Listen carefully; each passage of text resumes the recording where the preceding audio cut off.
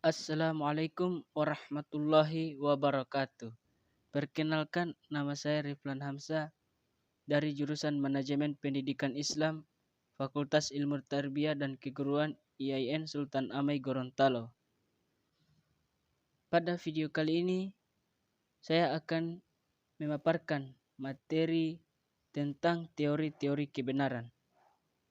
Ada 7 teori-teori kebenaran, antara lain yang pertama, teori kebenaran korespondensi, yang kedua, teori kebenaran koherensi, yang ketiga, teori kebenaran pragmatis, yang keempat, teori kebenaran sintaksis, yang kelima, teori kebenaran semantik, yang keenam, teori kebenaran non-deskripsi, dan yang ketujuh, teori kebenaran logis yang berlebihan.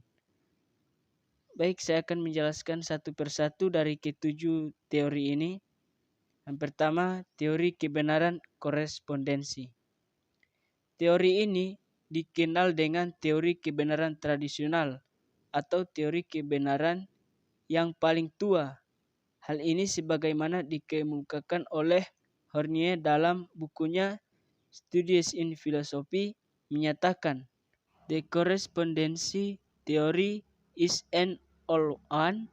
Teori ini menyatakan bahwa that is true, that P if only if P. Hal ini sesungguhnya mengacu pada pendapat Aristoteles yang menyatakan untuk mengatakan apakah benar itu adalah itu, apa yang bukan adalah bukan, itu benar.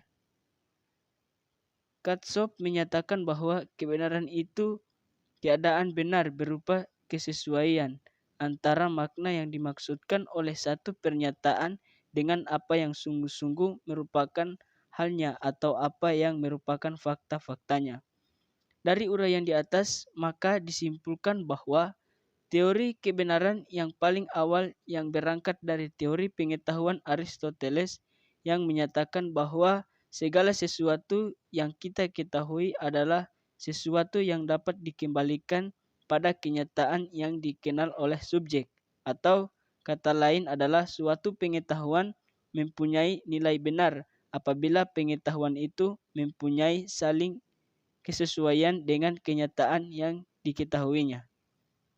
Kemudian yang kedua, teori kebenaran koherensi. Teori koherensi dibangun oleh para pemikir rasionalis seperti Leibniz, Spinoza, Hegel, dan Bradel.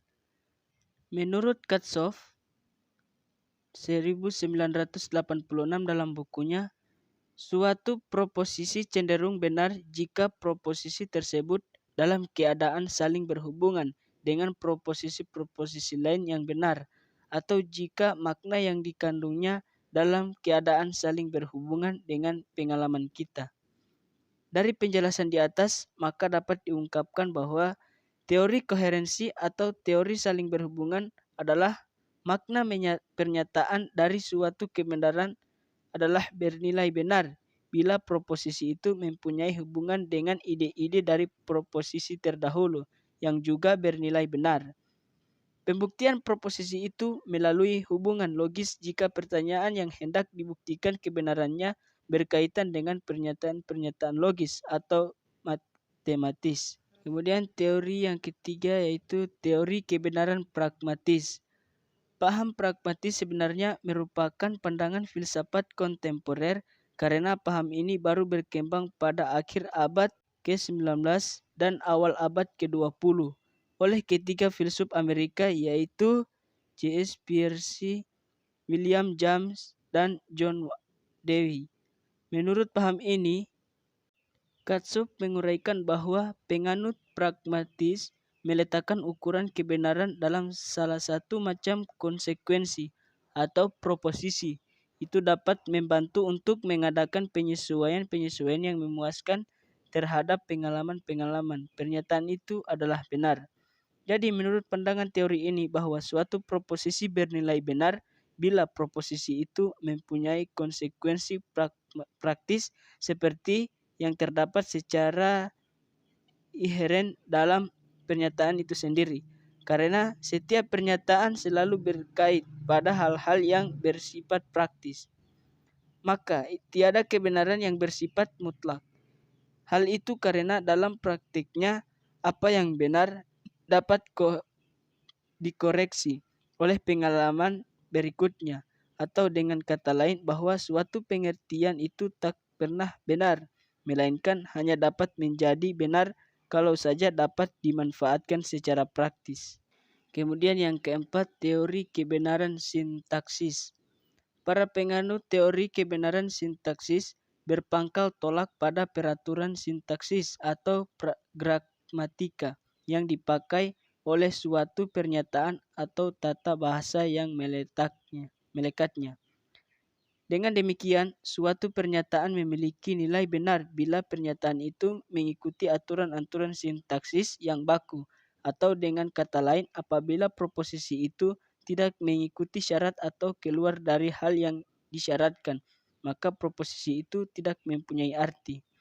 Teori ini berkembang di antara filsuf analisa bahasa, terutama yang begitu ketat terhadap pemakaian gramatika seperti Friedrich Schleiermacher.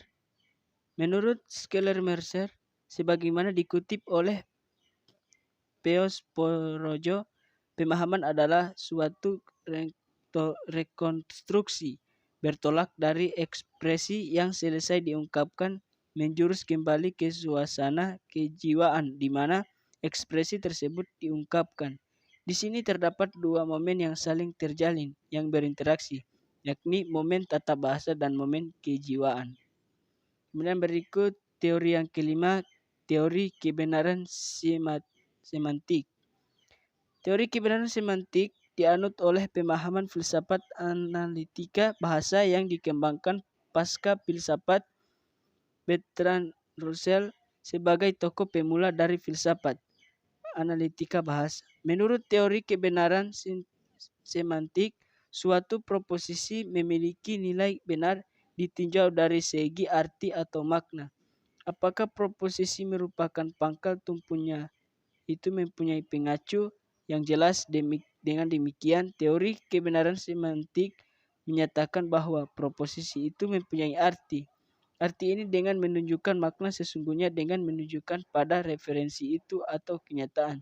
Juga arti yang dikemukakan itu memiliki arti yang bersifat definitif. Teori yang keenam, teori kebenaran non-deskripsi. Teori kebenaran non-deskripsi dikemukakan oleh penganut filsafat fungsionalisme karena pada dasarnya suatu statement atau pernyataan itu akan mempunyai nilai benar yang amat tergantung peran dari fungsi pernyataan itu. Pengetahuan akan memiliki nilai benar sejauh pernyataan itu memiliki fungsi amat praktis dalam kehidupan sehari-hari. Pernyataan itu juga merupakan kesepakatan bersama untuk menggunakan secara praktis dalam kehidupan sehari-hari. Kemudian yang terakhir, teori kebenaran logis yang berlebihan. Teori ini dikemukakan oleh kaum positifik yang diawali oleh Ather. Pada dasarnya, menurut teori kebenaran ini adalah bahwa problema kebenaran hanya merupakan kekacauan bahasa saja, dan hal ini akibatnya merupakan suatu pemborosan, karena pada dasarnya apa pernyataan yang hendak dibuktikan kebenarannya memiliki derajat logis yang sama yang masing-masing saling melingkupinya. Sesungguhnya setiap proposisi yang bersifat logis dengan menunjukkan bahwa proposisi itu mempunyai isi yang sama, memberikan informasi yang sama, dan semua seorang sepakat. Maka apabila kita membuktikannya lagi, hal yang demikian itu hanya merupakan bentuk logis yang berlebihan. Hal ini sesungguhnya karena suatu pernyataan yang hendak dibuktikan nilai kebenarannya sesungguhnya telah merupakan fakta atau data yang telah memiliki evidensi. Artinya bahwa objek pengetahuan itu sendiri telah menunjukkan kejelasan dalam dirinya sendiri. Baiklah teman-teman, itulah pemaparan materi dari saya tentang teori-teori kebenaran. Semoga bisa bermanfaat. Wabillahi taufik wal hidayah. Wassalamualaikum warahmatullahi wabarakatuh.